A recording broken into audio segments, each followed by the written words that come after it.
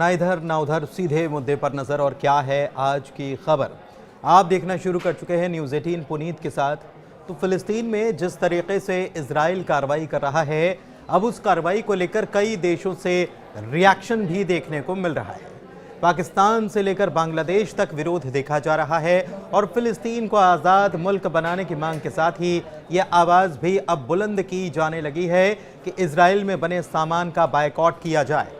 दरअसल गाजा में इजराइल की तरफ से लगातार कार्रवाई की जा रही है। सबसे बड़ी बात यह है कि इजराइल पर यह आरोप भी खुले तौर पर लगने लगे हैं कि वो आम फिलिस्तीनियों को भी टारगेट करने में लगा है।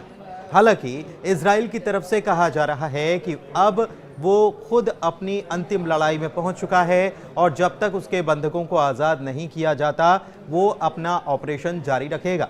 बताएं कि इजराइल के रक्षा मंत्री इजराइल काट्ज़ ये खुद मान चुके हैं और उन्होंने बीते एक महीने से गाजा में की जाने वाली सप्लाई चेन को बंद कर रखा है।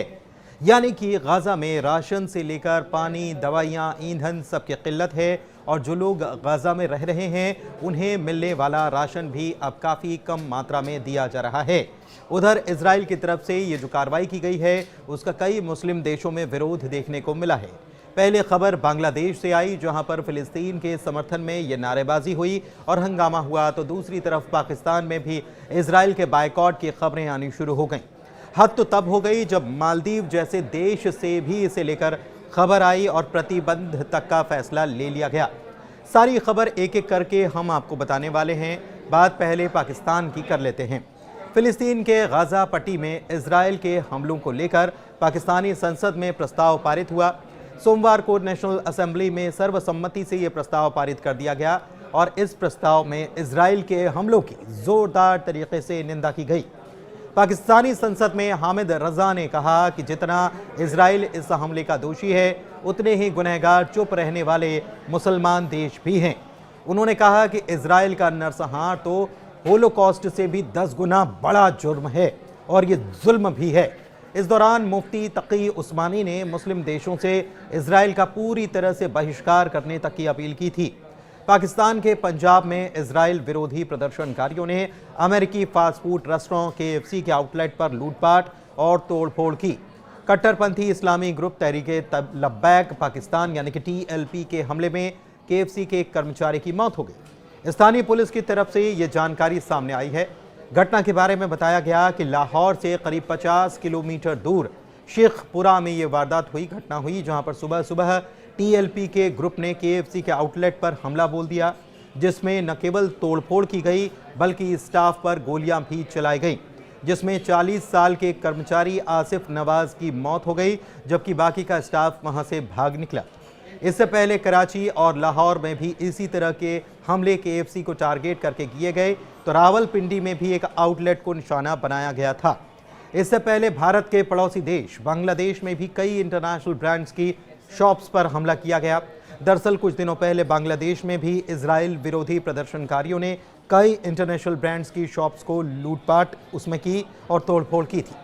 प्रदर्शनकारियों ने बाटा, KFC, पिज़्ज़ा हट और प्यूमा जैसे ब्रांड्स के शोरूम में रखे सामान को नुकसान पहुंचाया था। बांग्लादेश में यह घटना उस वक्त हुई थी जब हजारों लोग फिलिस्तीन के साथ एकजुटता दिखाने के लिए सिलहट, चटगांव, खुलना, बारिशाल, कमिला और ढाका में सड़क पर उतर आए थे। माना जा रहा है कि यह हिंसा उन फेक न्यूज़ के चलते फैली जिसमें यह दावा किया गया था कि ये सारी कंपनियां इजराइल से जुड़ी हुई हैं। बताएं कि KFC एक अमेरिकी बेस्ड कंपनी है और इसके आउटलेट्स इजराइल में ज़रूर हैं।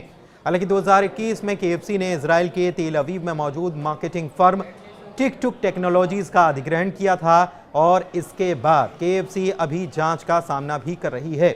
आपको याद होगा कि बीते महीने 18 मार्च को इजराइल और हमास के बीच 2 महीने का सीज फायर टूट गया था। इजराइल ने 18 मार्च को गाजा पर हमला बोला था जिसमें 1000 से भी ज़्यादा लोगों की मौत हुई थी जबकि 3000 से ज़्यादा लोग इसमें जख्मी हुए थे।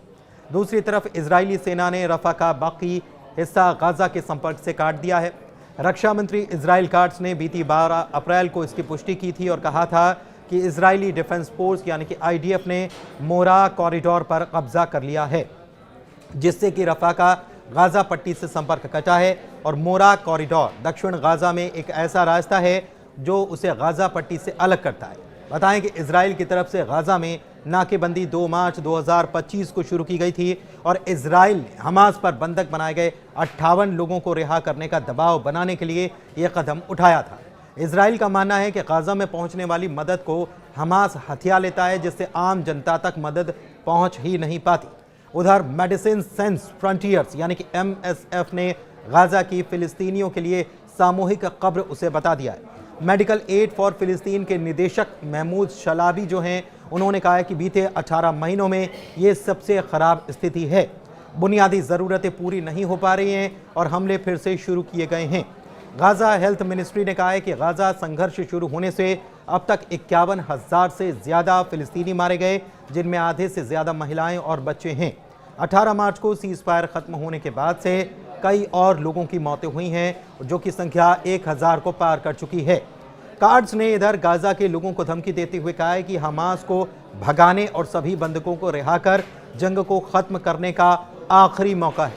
अगर ऐसा नहीं हुआ तो ये सब गाजा के दूसरे इलाकों में भी होना शुरू हो जाएगा। दूसरी तरफ इसी घटनाक्रम से नाराज मालदीव ने इजरायली नागरिकों के देश में आने पर प्रतिबंध लगा दिया है। बांग्लादेश ने अपने पासपोर्ट में इजराइल नहीं जा सकते को जोड़ दिया है। दरअसल बांग्लादेश में पासपोर्ट पर एक नई लाइन जोड़ दी गई और ये लाइन जो है वो कुछ इस तरह से है कि ये पासपोर्ट इजराइल को छोड़कर दुनिया के सभी देशों के लिए वैलिड है। मालदीव की संसद में एक प्रस्ताव पारित कर इजरायली नागरिकों के देश में प्रवेश पर प्रतिबंध लगाने का भी ऐलान कर दिया गया। टाइम्स ऑफ इजराइल की रिपोर्ट बताती है कि मालदीव ने कहा है कि वो फिलिस्तीनी लोगों के साथ मजबूती से एकजुट है और गाजा के समर्थन में यह कदम उठा रहा है। मालदीव के राष्ट्रपति मोहम्मद मोइज़ू के दफ्तर की तरफ से जारी बयान में कहा गया कि ये समर्थन फिलिस्तीनी लोगों के खिलाफ इजराइल के द्वारा जो कदम उठाए जा रहे हैं, अत्याचार किए जा रहे हैं, नरसंहार हो रहा है, उसके कृत्यों के जवाब में सरकार के मजबूत रुख को बताता है। राष्ट्रपति दफ्तर के बयान में यह भी कहा गया है कि इजरायली लोगों के खिलाफ प्रतिबंध तत्काल प्रभाव से लागू किया जाता है। हालांकि संसद की तरफ से जो प्रस्ताव पारित किया गया उसमें यह भी कहा गया कि ये प्रस्ताव उन इजरायली लोगों के खिलाफ लागू नहीं है जिनके पास दोहरी नागरिकता है। इसी मामले से जुड़ी एक खबर मध्य प्रदेश के सतना से भी सामने आई थी, जहां पर सुबह जब लोग अपने घरों के बाहर निकले तो उनके घरों के बाहर बायकॉट इजराइल प्रोडक्ट्स के पोस्टर चस्पा मिले। स्थानीय लोगों के मुताबिक ये सारे पोस्टर रातों रात लगाए गए, जिसकी जानकारी किसी को भी नहीं हो पाई। पोस्टर को लगाने के मामले में अब तक कोई भी धार्मिक, राजनीतिक और सामाजिक संगठन का नाम सामने नहीं आया। हैरानी ये भी रही कि पूरी बस्ती में पोस्टर लग गए और किसी को इसकी भनक भी नहीं लग पाई। धन्यवाद।